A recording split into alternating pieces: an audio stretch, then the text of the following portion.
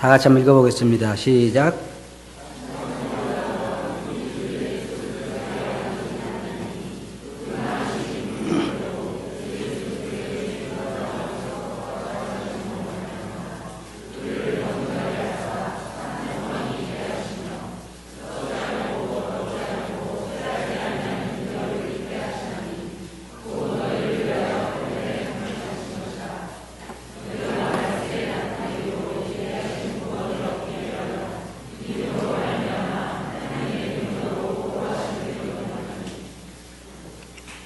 네, 감사합니다. 오늘 저는 이 말씀에서 하늘에 간직한 기업이라고 하는 주제를 가지고 말씀을 드리길 원합니다. 여러분들에게 기업이 있습니까? 이 땅에서 기업은 혹시 여러분들 상속받은 거 많이 있어요?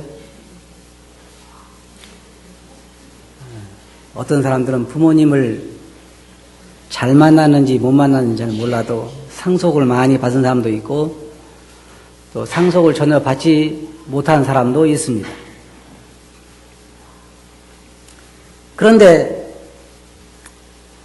이 그리스도인들에게 있어서 기업이라고 하는 것은 상상을 초월하는 아주 엄청난 기업이 우리들에게 기다리고 있습니다. 여러분 아직까지 잘 감이 안 올 거예요. 얼마나 많은지. 어떤 사람들은 이렇게 이야기했습니다. 그리스도인들의 현재의 삶은 그리스도인들의 전체적인 삶에 비해서 아주 최악의 삶이다. 그런 얘기를 했어요. 쉽게 말하면 여러분 과거를 한번 돌이켜보세요. 앞으로 살 일은 잘 모르겠죠. 앞으로 살 일은 잘 모르니까 그냥 과거만 돌이켜서 여러분들이 지금까지 살아온 삶에서 가장 어려웠을 때가 언제였어요? 있겠죠? 사람들은, 지금 젊은 사람들은 잘 모르겠지만, 연세가 많으신 분들은 참 그 전에 어려울 때가 참 많았을 거예요. 그래서 우리나라에도 보릿고개라는 그런 용어가 생기고, 또, 다닌 데마다 보면은 사람들이 다 어려움들을 이야기해요. 강원도 사람들은 어려웠을 때 감자하고 옥수수를 많이 먹었다고 맨날 이야기를 많이 하고, 전라도 사람들은 보리밥 고구마를 많이 이렇게 먹고, 제주도 사람들은 전복만 많이 먹고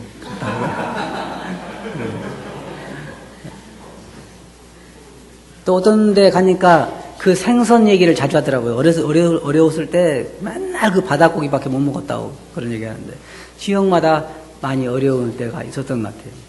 근데 그리스도인들에게 있어서 전체적인 우리의 삶을 비교해보면 잘 생각해보세요. 우리가 얼마나 살죠? 영원히 살게 되어 있습니다. 우리는 7, 80년이 아니라 영원히 살게 되어 있는데 그 영원한 우리들의 삶에 비교하면 현재 이 땅에 살고 있는 우리의 삶이 우리 인생에 있어서, 우리 일생에 있어서 가장 좋지 않은 때라 하는 말입니다. 구약의 믿음의 선진들의 삶이 그러했습니다. 히브리서 11장 36절 보면 또 어떤 이들은 희롱과 채찍질뿐 아니라 결박과 옥에 갇히는 시험도 받았으며 돌로 치는 것과 톱으로 켜는 것과 사형과 칼에 죽는 것을 당하고 양과 염소의 가죽을 입고 유리하며 궁핍과 환난과 학대를 받았으니, 이 구약의 믿음의 선진들은 이런 어려움을 당한 사람들도 있었습니다. 여기 계신 분들은 우리가 이런 얘기는 할 수가 없습니다. 왜냐하면 우리는 우리의 믿음 때문에 이런 어려움을 당하지는 않았기 때문입니다. 그러나 구약에 있는 많은 믿음의 선진들은 이런 어려움을 당했다고 말하고 있습니다. 주님의 경우도 또한 그렇습니다. 요한복음 15장 19절부터 보면 너희가 세상에 속하였으면 세상이 자기 것을 사랑할 터이나 너희는 세상에 속한 자가 아니요 도리어 세상에서 나의 택함을 입은 자인 거로 세상이 너희를 미워하느니라. 제가 여러분들에게 가끔 질문을 해요. 왜냐하면 여러분을 이해를 돕기 위해서입니다. 한 가지 여러분들에게 물어볼게요. 세상이 여러분을 미워합니까?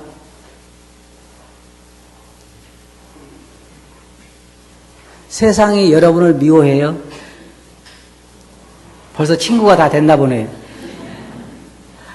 누구하고요? 세상하고.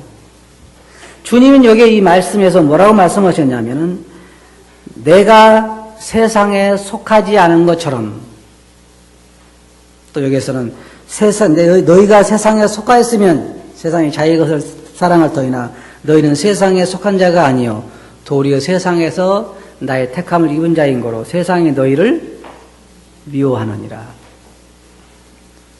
세상이 여러분을 미워하는지 안 하는지 여러분 잘 생각해 보시기 바랍니다. 정상적인 그리스도인 삶은 세상이 우리를 미워하게 되어 있습니다. 또 사도 바울도 말하는 거 보면 고린도전서 4장 11절부터 바로 이 시간까지 우리가 줄이고 목마르며 헐벗고 매맞으며 정처가 없고 또 수고하여 친히 손으로 일을 하며 후욕을 당한 적 축복하고 핍박을 당한 적 참고 비방을 당한 적 권면하니 우리가 지금까지 세상의 더러운 것과 만물의 찢기같이 되었도다. 신실한 그리스도인들이 세상이 자기들을 미워했다고 말하고 있습니다. 구약의 많은 신실한 하나님의 백성들이 말하기를 세상이 자기를 미워했다고 말하고 있습니다. 사도 베드로도 여기에서 지금 말하고 있는 거, 베드로전서 4장 12절부터 보면 사랑하는 자들아 너희를 시련하고 오는 불시험을 이상한 일 당하는 것 같이 이상히 여기지 말고 오직 너희가 그리스도의 고난에 참여하는 것으로 즐거워하라.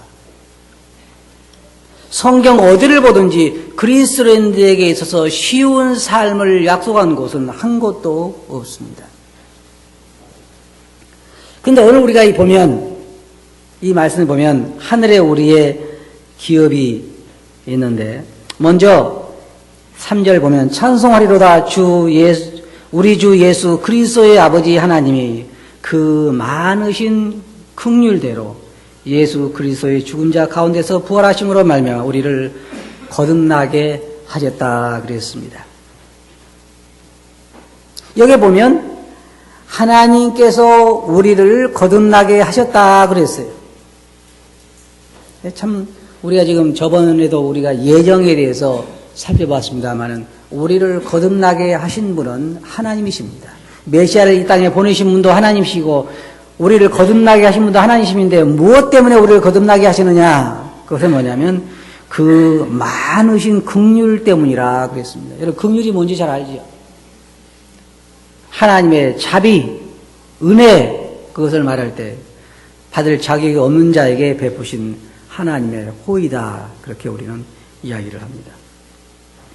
여기 하나님께서 그 많은 긍휼 때문에 여러분과 저를 불쌍히 여겨서 우리를 거듭나게 하셨다 그랬습니다. 거듭난다는 뭔지 아시죠? 다시 태어난다 그 말입니다. 우리 그리스도인들은 다시 태어난 것입니다. 어디에서요? 하나님의 아들과 딸로 태어나게 된 거예요. 그래서 우리는 지금 하나님의 아들이요 하나님의 딸이 됐습니다. 그래서 하나님의 아들과 딸이 됐기 때문에 우리는 하나님의 것을 상속받을 그런 기업을 이을 자들이 되었다는 거예요. 별로 즐겁지도 않죠? 하도 많이 들어서 얘는 기업이 무엇인지 얼마가 있는지 관심도 없는 사람들이 더 있을 수가 있어요. 근데 이것은 정말 우리가 말하기에는 너무 엄청난 것입니다. 그 양 자체가, 질 자체가 완전히 다른 것입니다. 저도 부모님에게 부모님이 엄청난 갑부였으면 부모님에게 상속받을 것이 많이 있었겠는데 부모님이 재산이 없이 돌아가셔서 우리 아버님이 돌아가셔서 저는 별로 상속받은 게 없어요. 근데 좋은 거 하나 있어요. 형제간들이 안 싸운다는 거. 재산이 없으니까 싸울 게 없어요. 재산이 많으면 틀림없이 싸움이 거기에 있을 수 있습니다. 그 많으신 긍휼하심으로 말미암아 우리를 거듭나게 하셨다 그러는데 여기 보면 예수 그리스도의 부활하심으로 말미암아 우리를 거듭나게 하셨다 그랬습니다. 왜 그러냐면 여러분 잘 들어보세요. 예수님께서 부활하지 않았으면 모든 세상 사람들에게 소망은 없는 것입니다. 사람들은 죽음을 당연한 것으로 받아들입니다. 왜냐하면 다 죽기 때문입니다. 한 번 죽는 것은 사람에게 정해진 거기 때문에 더 이상 참 이상한 게 있어요. 이상한 게 뭔지 아세요? 사람들 마음속에 오래 살았으면 하고 바라는 것이 없는 것 같아요. 예를 들어서 솔직히 여러분 이야기해 보세요. 여러분의 시어머니, 여러분 어머니가 지금 120살을 먹었다고 생각해 보세요. 그럼 빨리 돌아가시길 원하세요? 더 오래 사시길 원하세요? 설마 말은 못하겠지만 맨날 아마 마음속에서 저분은 언제까지 사시려나. 아니 제가 말하고자 하는 것은 뭐냐면 돌아가시라는 얘기가 아니라 우리 머릿속에서도 당연히 죽을 것을 생각하고 있다는 것입니다. 그리고 빨리 안 가면 뭐라고 생각해요? 왜 빨리 안 가냐고 생각한다는 거예요.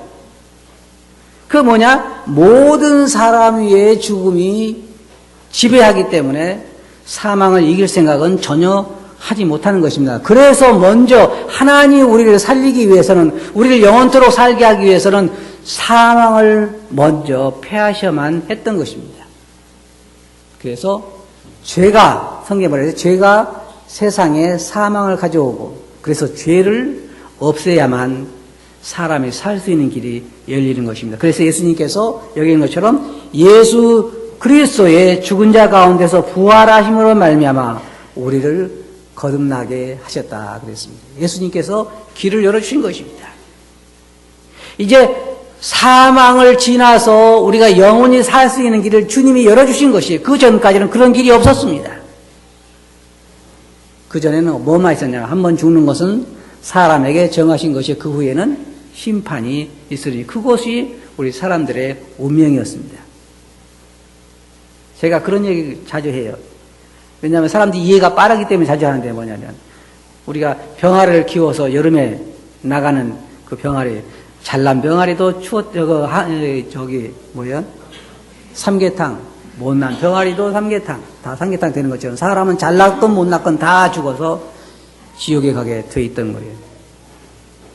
그런데 우리가 로마서에 있는 것처럼 하나님께서 너무나 자비하심이, 긍휼하심이 많기 때문에 우리들을 위해서, 우리들을 살리기 위해서, 거듭나게 하기 위해서 그 아들을 세상에 보내셨다는 것입니다. 우리가 오늘 아침에 친구 되시는 주님에 대해서 생각하면서 예배를 드렸는데 주님께서 그렇게 말씀하셨잖아요.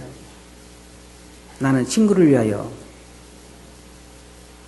내 양을 위해서, 친구를 위해서 목숨을 버리노라.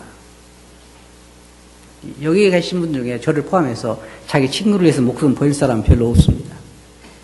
그것도 자기를 지긋지긋하게 미워하는 친구를 위해서. 그래서는 없는 거예요. 그런데 주님께서 그렇게 돌아가셔서 부활하심으로 말미암아 우리를 거듭나게 하셔서 뭐라 그랬어요?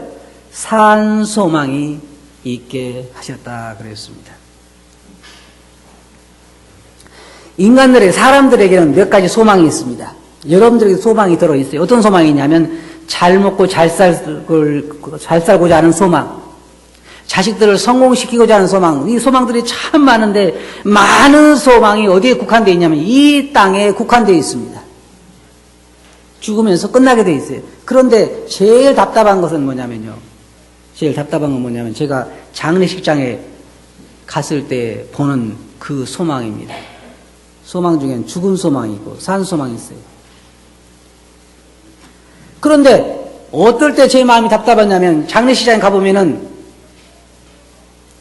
벌써 온갖 그 재물을 차려놓고 중이나 아니면 다른 이게 무당이나 이런 사람들에서 목닥 두드리면서 하는 있잖아요. 죽은 그게도. 그러면서 뭘 빌어요? 그 사람들이 죽은 영혼이 평안한 곳에 가서 평안하게 쉬시기를 기원하고 있는 거예요. 그 사람들은 자기들의 최선을 다하고 있는 거예요. 그런데 그 소망이 산 소망이냐 그 말이에요. 죽은 소망이에요. 이제는 돌아가신 분이 대부분 다 뭐라고 얘기하냐면 이제는 편히 쉬세요. 아무것도 걱정할 것이 없는 그곳에서 이제는 편히 쉬세요. 걱정할 것이 없는 곳에 갔어요. 진짜 걱정할 곳에 간 거예요, 이제. 그동안에는 그냥 그렇게 살았지만은 진짜 걱정할 곳이 간 어디냐면 지옥이라 그 말이에요. 그곳에 그들의 소망은 산 소망이 아니라 죽은 소망이에요. 어떤 사람이 그런 생각이에요. 내가 죽거든 내 묘를 양지 쪽 따뜻한 곳에 내 묘를 써서 거기를 날 묻어다오라고 어떤 사람이 부탁을 했어요. 그러면 왜 그 사람은 양지 쪽에 따뜻한 곳에 그리고 좀 높은 데서 다 언덕이 바라보이는 그 평지가 바라보이는 곳에 그런데 전망이 좋은 곳에 자기 묘를 써달라고 부탁을 했어요. 그 사람 소망은 뭐예요? 죽은 다음에 시체가 따뜻한 곳에 가 누워가지고 먼 들판을 바라보면서 즐거워할 것 같지만 그 사람 소망은 그렇지만은 사실은 그 사람 소망은 산 소망이 아니 죽은 소망이에요. 그 시신은 들어가면서 썩을 거고 그 다음에 그 영혼이 거기서 그 묘에서 그 들판을 바라보면서 그 인생을 즐기겠냐 그 말이에요. 그 사람 바람은 그럴 수 있어요. 그 사람의 소망은 그럴 수 있어요. 모르기 때문에. 하지만 진실은 그렇지 않아요. 죽음과 동시에 그 영혼은 주님께서 거지 나사로와 부자의 그 비유에서 말씀하신 것처럼 불꽃 가운데서 죽는 순간에 불꽃 가운데서 고민 중에서 물 한 방울이라도 자기 혀에 떨어졌으면 그런 소망을 가지고 살지만 영원토록 그런 그 고생 가운데서 살아야 한다는 거예요. 산 소망이 아니에요. 죽은 소망이에요. 여기에 보면 우리 그리스도인들에 대해서 베드로가 말하기를 우리에게는 산 소망이 있게 하시다. 거듭난 자들에게만 산 소망이 있는 것입니다. 죽은 사람들은 죽은 후에 좋은 곳에 갈 수 있기를 바라고 또 어떤 사람들은 그래요. 자기가 죽은 다음에 좋은 것으로 다시 산다고 생각합니다. 예를 들어서 어떤 사람은 우리가 다른 종교들 보면은 죽어서 소가 된다든지 죽어서 개가 된다든지 죽어서 뭐가 된다고 이야기해요. 그래서 이 땅에 있는 동안에 정말로 잘해야 된다고 생각을 합니다. 그래서 우리가 보면 선을 쌓아야 이 다음에 죽어서 좋은 것으로 다시 태어난다고 그래요. 그 사람들 소망이요. 내가 보기에는 그 사람들이 바라는 소망이 진짜 좋은 소망은 다시 사람으로 태어나는 것인데 저는 다시 사람으로 태어나고 싶지 않아요. 많이 된다 그래도. 네, 인간이 어때요? 70이요 강간한 80이라도 남는 것은 수고와 슬픔뿐이기 때문입니다. 그런 것은 다 헛된 소망이요. 죽은 소망이요. 산 소망이 아닌 것입니다. 다 헛된 소망에 불과한 거예요. 우리 사람들이 가지고 있는 소망이 그런 것 같아요. 이번에 우리 찬양이 딸이 낳았죠. 아주 이쁘다라고 그래요. 내가 보기엔 별로 이쁘지 않은데 자기는 이쁘다고 그래요. 지금 꿈이 클 거예요. 얘를 어떻게 키울까? 저는 이제 돌도 안 된 애기를 두고 서로 부부싸움 하는 사람 봤어요. 어떤 싸움이냐? 애를 의대 보낼 거냐, 법대 보낼 거냐가 싸운 사람. 돌도 안 된 애 가지고. 그렇게 지금 꿈이 있을 거라면, 찬양뿐만 아니라 여러분 다 하긴 그럴 거예요, 지금. 이제 막 걸어 다니는 애들 두고, 얘를 어떻게 키울 거냐, 키워서 지금 어떻게 할 거냐. 저는 이렇게 얘기하고 싶어요. 다 꿈 깨라고.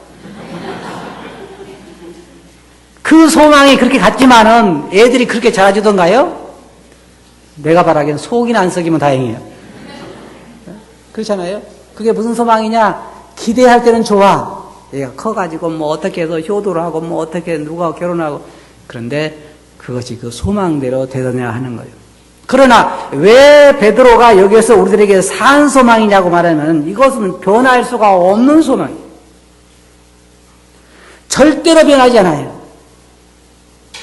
저는 이 성경을 공부하면서요, 거듭거듭 참 감사하고 놀란 게 뭐냐면 이것은 절대로 변할 수 있는 일들이 아니에요. 한번 우리가 예수 그리스도를 믿고 거듭난 사람이 다시 거듭나지 않은 상태로 돌아간다고 하는 것은 정말로 불가능한 일이에요.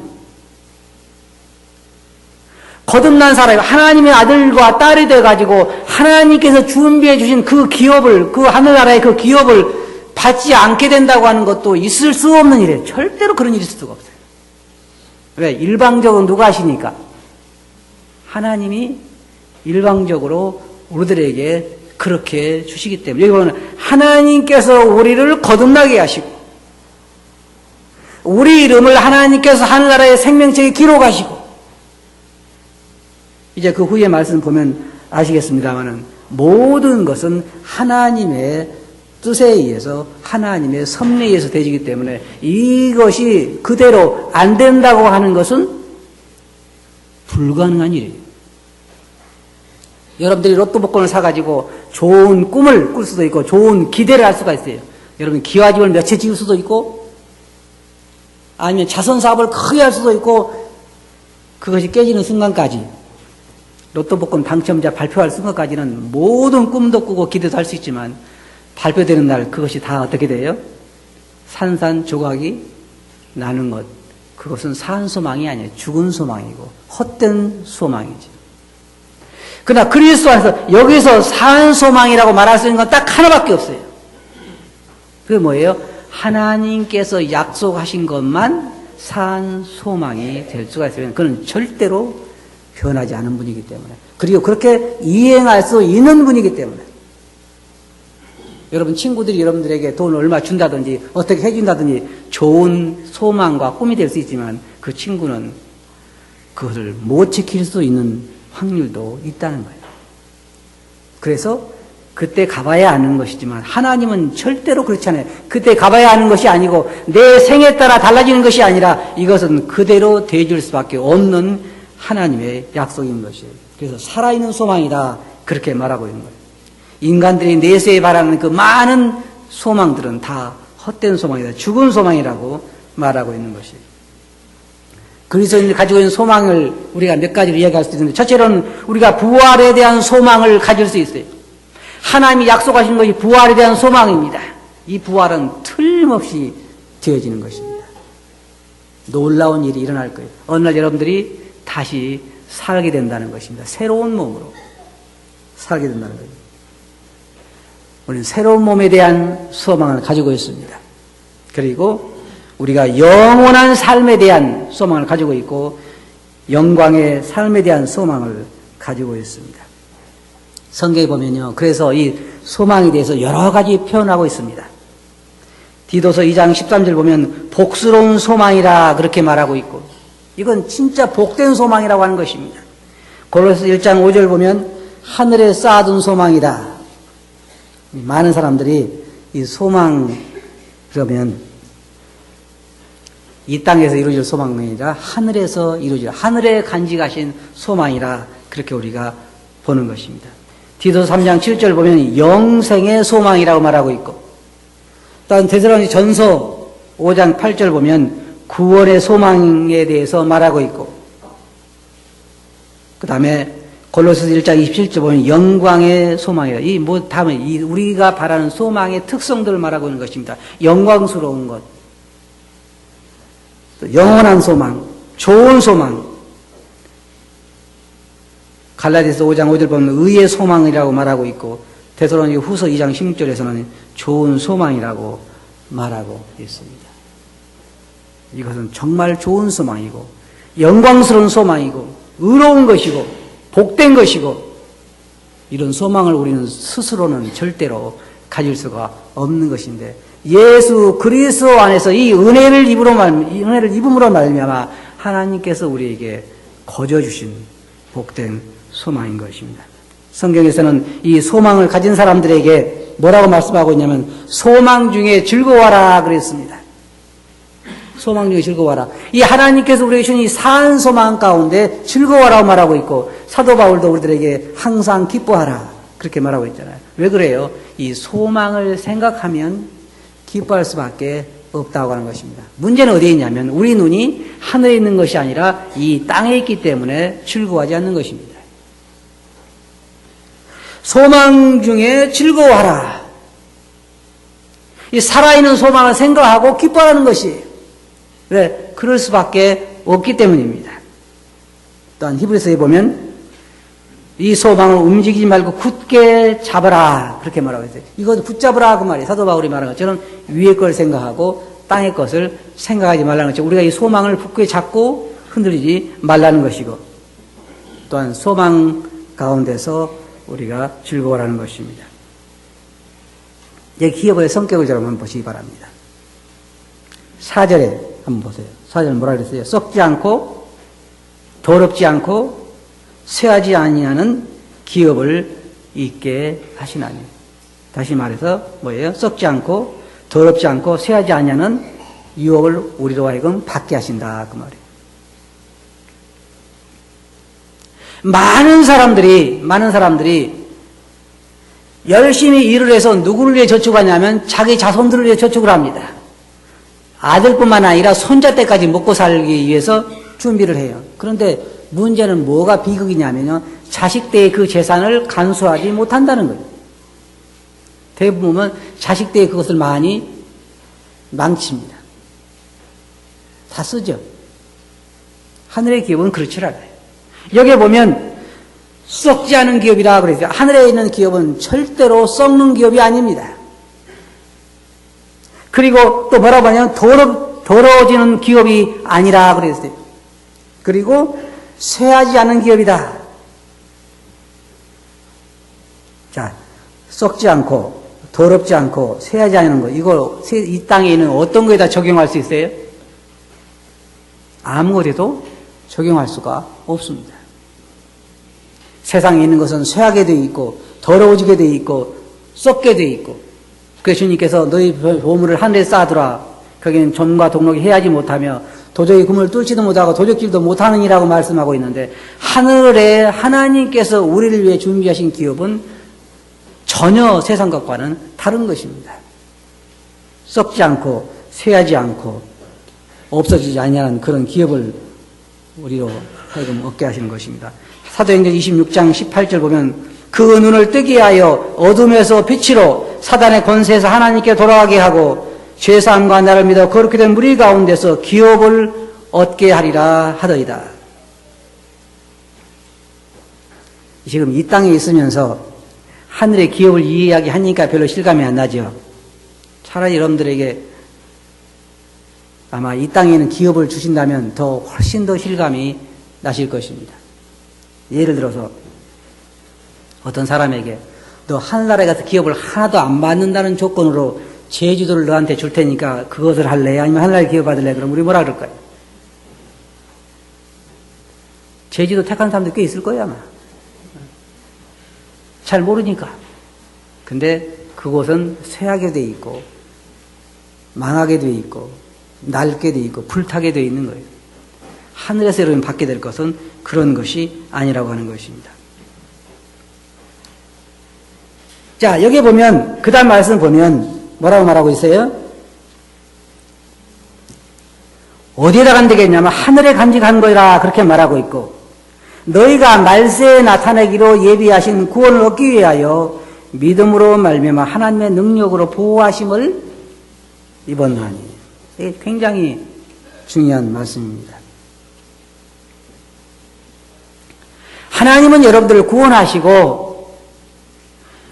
하나님께서 여러분들이 하늘나라에 와서 하나님이 계시는 하늘나라에 와서 하나님이 약속하시는 기업을 이을 때까지 그 일을 보증하기 위해서 하나님의 능력으로 보호하심을 입었습니다. 성경에 보면 요한복음 10장 29절에서 저희를 주신 내 아버지는 만유보다 크심에 아무도 아버지 손에서 빼앗을 수 없느니라. 히브리서 6장 17절 보면 하나님은 그 약속을 기업으로 받는 자들에게 잘 보세요. 하나님은 그 약속을 기업으로 받는 자들에게 그 뜻이 변치 아니함을 충분히 나타내시려고 그 일에 맹세로 보증하셨나니. 하나님이 어떻게 보증하셨다고요? 맹세로. 하나님 맹세를 할 필요가 있어요? 맹세할 필요가 없는 거예요. 사람들이 하도 안 믿으니까 내가 내 이름을 두고 맹세하지만 뭐예요? 너에게 기업을 주겠다는 거예요. 여기에 있는 것처럼 하나님께서는 우리를 하늘나라에 설 때까지 그 능력으로 우리를 보호했다는 것입니다. 누가 우리를, 여러분, 그러니까 사도 바울이 로마서 8장에서 뭐라고 했습니까? 누가 우리를 그리스도의 사랑에서 끊으리요? 사망이나 생명이나 현재 일이나 장래 일이나 누구든지 그 어떤 피조물도 우리를 그리스도의 사랑에서 끊을 수 없네요. 왜 그렇게 말할까요? 하나님이 보호하시고 있기 때문에 우리를 그 어떤 것도 끊을 수가 없는 것입니다. 몇 가지가 여러분들에게 변할 수 없는 사실을 말씀드릴게요. 우리의 구원은 절대로 변화될 수 없는 것입니다. 여러분 이름이 하늘나라의 생명책에 기록되어 있다고 하면 그 기록된 이름이 절대로 변화될 수가 없어요. 누가 하늘나라에 올라가서 여러분과 제 이름을 지우고 내려오겠습니까? 그럴 사람은 없어요. 그럴 피조물이 없어요. 아무도 그럴 사람이 없어요. 또 한 가지. 이런 구원은 어때요? 거듭난 사람은 영원히 안전하다는 것입니다. 우리가 성경에 보면 성령께서 우리 안에 계셔서 우리를 인치시고 우리를 인도하시고 우리를 보호하시고 우리에게 공급하시고 하늘나라 설 때까지 성령 우리 안에서 절대로 떠나지 않습니다. 우리는 하나님의 능력으로 보호하심을 입은 자들입니다. 그렇다고 또 한 가지 변할 수 없는 게 뭐예요? 하나님께서 우리에게 약속하신 부활의 소망은 절대로 변화될 수 없는 것입니다. 여러분이 믿든지 안 믿든지 여러분 안에 계신 그리스도로 말미암아 이런 부활하게 돼 있는 의의 부활을 하게 돼 있어요. 예수님 몸과 같은 몸으로 부활하게 돼 있는 것이에요. 여러분 제가 그렇게 부활하게 돼 영광스러운 몸 부활하게 돼 있고 그리고 여러분들이 주님이 만약에 죽기 전에 여러분이 주님 오신다면 여러분 휴거되게 돼 있는 것이고 그 다음에 뭐가 돼 있어요? 하늘에서 하나님이 여러분들을 위해서 준비한 창세로부터 너를 위해 준비된 나라를 상속하라고 하는 그 영원한 기업이 여러분들을 위해서 준비되게 있는 이건 절대로 변화될 수가 없는 것입니다.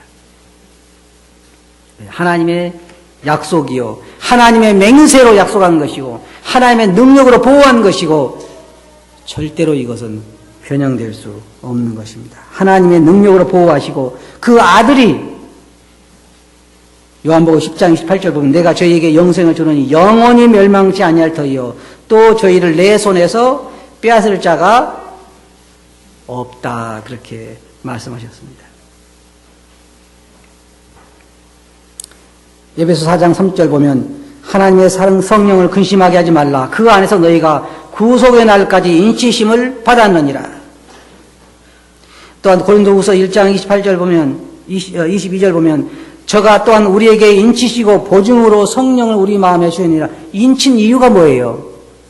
우리의 구원에 대한 인이요 우리의 부활에 대한 인이요 우리의 기업을 있게 한다는 그 보증에 대한 인이고 이것을 절대로 변경시킬 수 없는 것입니다. 보증으로 하나님 약속을 지키신다는 보증으로 우리에게 성령을 주신 것입니다. 결론적으로 말씀드려서 하나님 우리를 긍휼히 여기셔서 거듭나게 하시고 우리에게 부활을 약속하시고 우리에게 하늘나라의 기업을 약속하시고 그것을 주시기로 보증하시고 약속하시고 성령을 통해서 우리 안에 거하시고 그걸 인을 치시고 자기 맹세로 약속하셔 우리들에게 이제 기업을 주신다고 약속하셨습니다. 그래서 이 산 소망 가운데 우리를 즐거워하게 하라 그렇게 말씀하셨습니다. 한 가지 여러분들에게 여쭤보겠습니다. 하나님이 약속하신 이 구원과 하늘의 기업에 대한 이 산 소망이 여러분의 매일의 삶에 어떤 영향을 미치고 있습니까? 여러분 삶에 영향을 미치고 있습니까? 아니면 다 잊어버리고 있다 하늘나라에 가면 그냥 가서 받는 것입니까? 성경은 이 땅에 있는 동안에도 여러분이 산 소망 가운데서 즐거워하라 그랬습니다. 여러분 지금 여러분이 생에 있어서 가장 어려운 때를 살고 있습니다. 앞으로 하늘나라에 살 그 영혼에 비교하면 이 땅에 우리의 삶은 가장 어려운 때입니다. 여러분 하늘나라에 가면요 이 땅에서 삶을 두고두고 영원히 이야기할 것입니다. 우리가 그전 어려웠을 때 살 때를 이야기한 것처럼 이 땅에 있었을 때 우리가 살았던 삶에 대해서 하늘의 그 영광 가운데서 두고두고 이야기를 하게 될 거예요. 성경은 여러분들에게 산 소망 가운데서 즐거워하라 그랬습니다. 이 소망을 가진 자는 자기를 깨끗게 한다 그랬어요. 왜? 소망을 바라보기 때문입니다. 여러분들에게 소망이 있습니까? 이걸 생각할 때마다 즐겁습니까? 점점 답이 줄어들죠. 이 소망을 생각할 때마다 즐거워요? 이것을 제발 제가 부탁드리지만 예배당 나가면서 버리지 말고 계속해서 묵상하시기 바랍니다. 살아있는 소망, 하나님이 맹세로 약속하신 이 산 소망을 여러분 계속해서 묵상하고 생각함으로 이 소망 가운데 즐거워하시기 바랍니다. 그렇게 하시겠어요? 기도하겠습니다.